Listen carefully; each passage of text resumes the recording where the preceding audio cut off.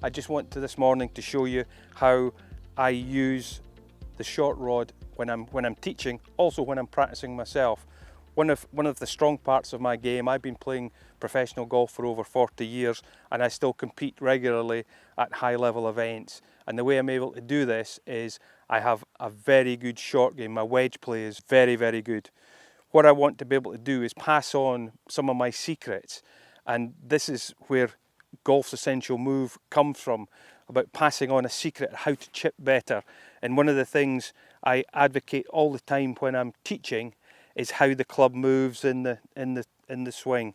A lot of golfers try and keep the club face looking towards the target all the time, but what that tends to do, if you move the club this way, it gets the club into what we call a closed position. So when you're actually hitting down at the ball, you lose the bounce, which is the back of the wedge, and you'll tend to hit down behind the ball, causing a duff, or you'll hit down on top of the ball and you'll top the ball.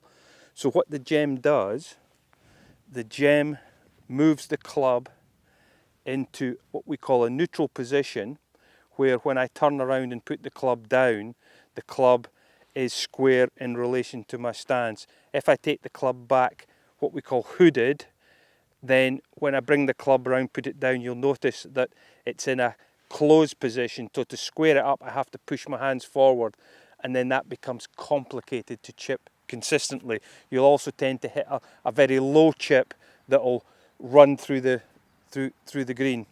So part of my practice routine that I do, I normally chip with 3 balls around a putting green. And what I do is I work on all the time is making sure that I have the club, when it's parallel to the ground, I have the club face pointing straight up, and that's where the gem short rod, all I have to do is to glance down to make sure it's in the correct position. If the rod is too much pointing in front of me, the club face is closed. If it's pointing too much behind me, the club face is open. So this is the crucial position that we're trying to get the club into every time. And again, when you're practicing, it's good to actually stop and check that position.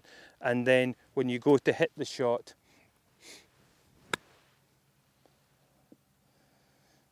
it's a consistent shot to be able to get the club to slide underneath the ball.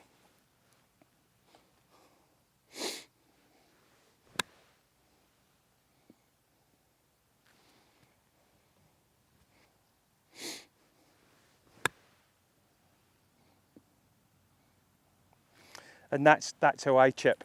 I chip with the gem, making sure that the club moves into the toe-up position at waist height in the backswing.